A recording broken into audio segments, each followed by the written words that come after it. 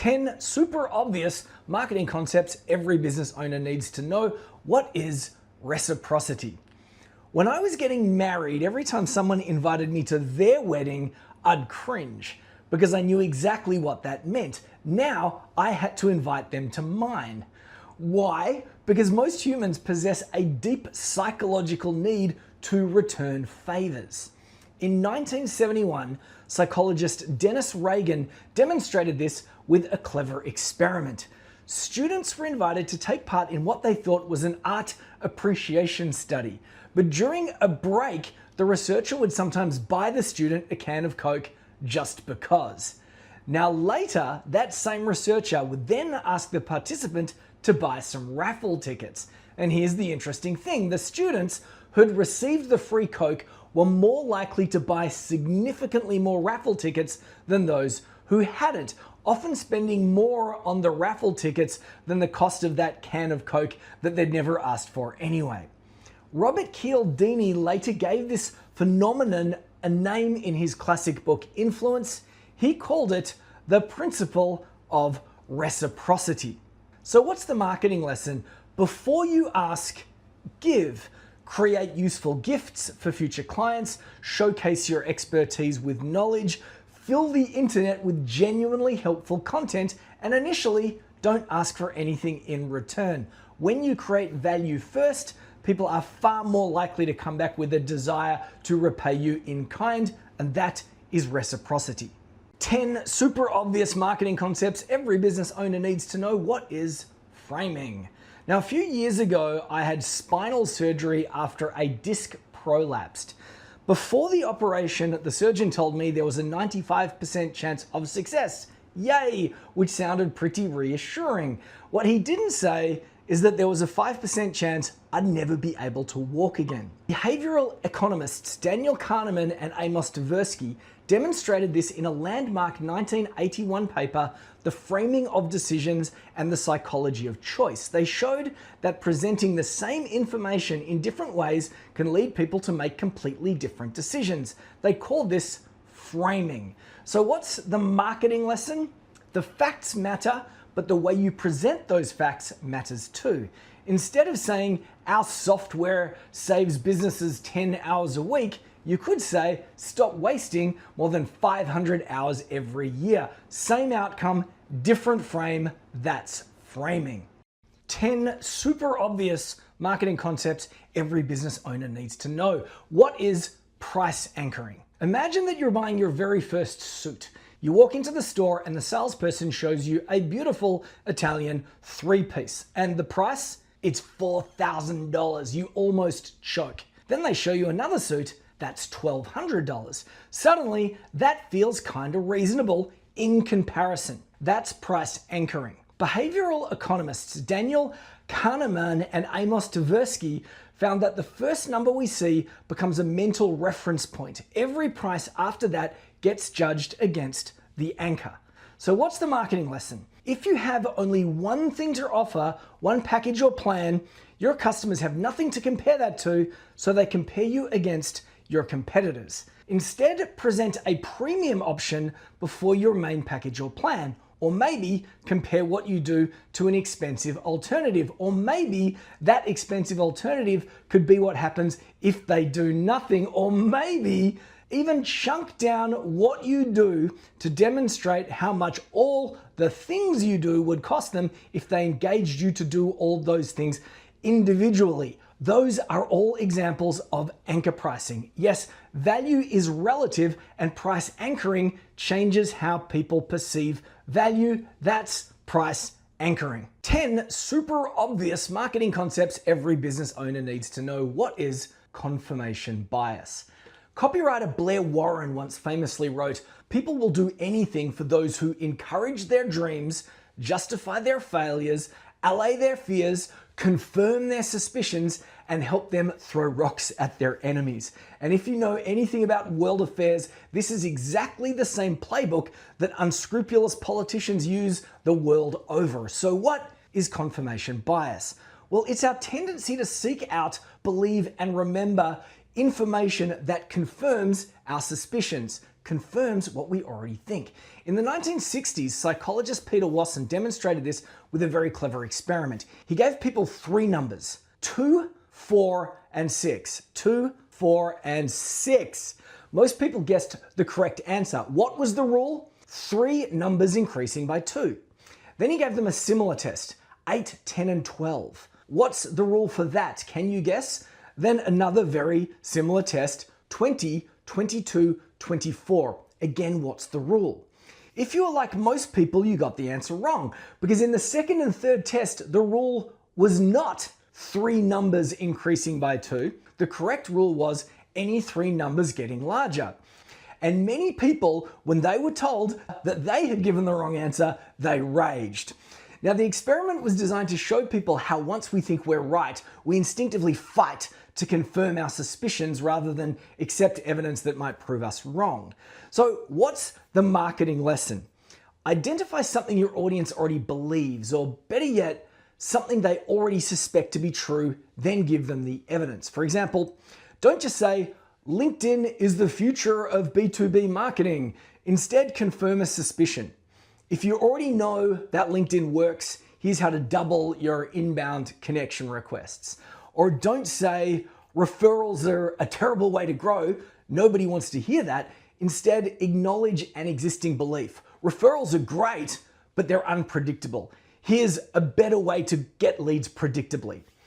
Because when your marketing confirms an existing belief, your audience's own brain, their brain, helps you make the argument, and that is confirmation bias. 10 super obvious marketing concepts every business owner needs to know. What is social proof? Imagine you're walking down a street looking for somewhere to eat.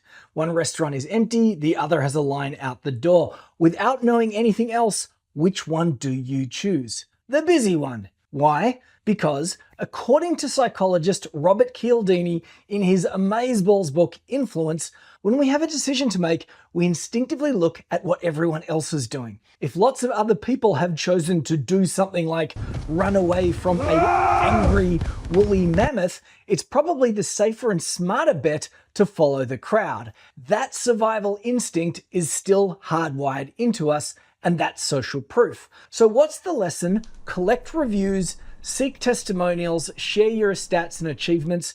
So don't just tell people you're great, show them that other people think that you're great too. 10 super obvious marketing concepts every business owner needs to know. What is differentiation? Have you ever heard of liquid death? It's water in a can with skulls on it. Their slogan is murder your thirst, and this company has grown into a brand valued at around $1.4 billion, generating more than $300 million of revenue in a year. How is that possible? Marketing author Seth Godin explains this brilliantly in his best-selling book, Purple Cow. Imagine driving past a field full of brown cows. You barely notice them. Now imagine one of those cows is purple. You'd almost immediately slam on the brakes and take a photo because that is differentiation. So what's the marketing lesson? Don't try to be a better version of your competitors. Be meaningfully different. And here are some shortcuts. Decide who you will not work for. Offer to do less for your clients by doubling down on one small thing and then go do that thing extremely well. Or maybe just present your solution in a way that nobody else can do, in a way that nobody else might even feel comfortable doing. Because being different gets you noticed, and getting noticed gets you remembered, and that's differentiation. 10 super obvious marketing concepts every business owner needs to know. What is positioning? When I say Volvo, what's the first word that comes to mind? Probably safety. What if I said Ferrari?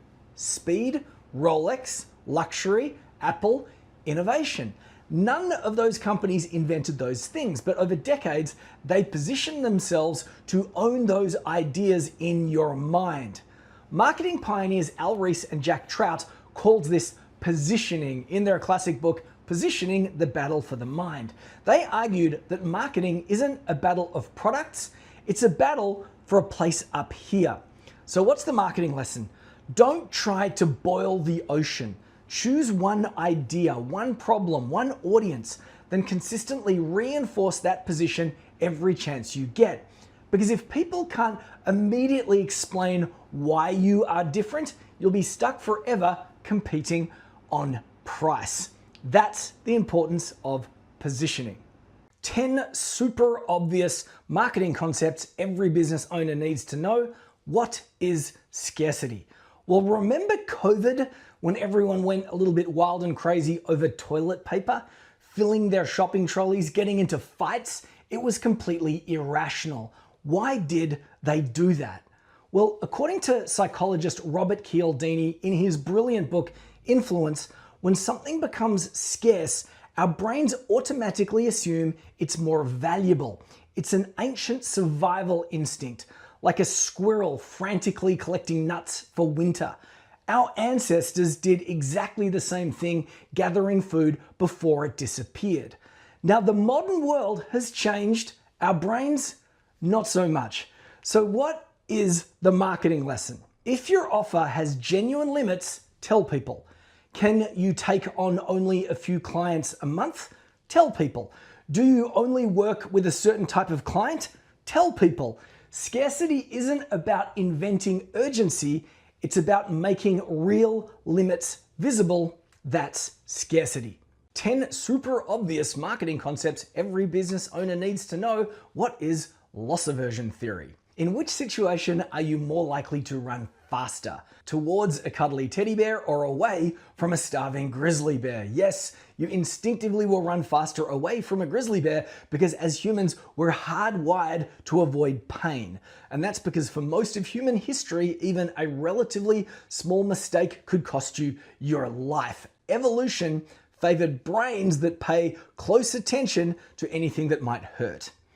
Behavioral economists Daniel Kahneman and Amos Tversky demonstrated this again and again through decades of research. They found that losses generally have a much greater psychological impact than equivalent gains, and they called this loss aversion theory. So what's a practical marketing application? Most businesses try to sell the ROI, the return on investment, or the good things that might happen if you buy. They are selling teddy bears. But the best business owners push the COI, the cost of inaction, all the unhappy and painful things that might happen, that could happen, that will happen if the customer or client fails to take action, if the prospect does nothing. Because people are usually more motivated to take action to avoid a loss than to pursue an equivalent gain, and that is loss aversion theory.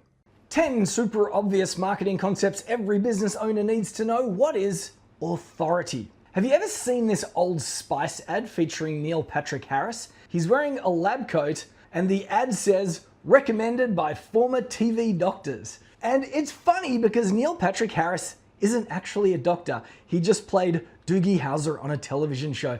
And yet our brain is more likely to give his expert opinion unwarranted authority. Why? Because our brains are constantly looking for shortcuts. When somebody arrives on our radar with all the trappings of authority, maybe a sharp suit, a lab coat, a microphone. So what's the marketing lesson? Well, there are 3 ways to build authority. Top 3. The first is to borrow it. Have you ever borrowed authority, appeared on a podcast? Have you ever been featured in the media? Have you ever partnered with people who already have credibility? The second way is to earn it. Borrow it or earn it. Get qualified, write the book, win the award, do great work, get case studies. But my favorite is the third. Borrow it, earn it, demonstrate it. Teach what you know. Share your thinking. Publish your frameworks.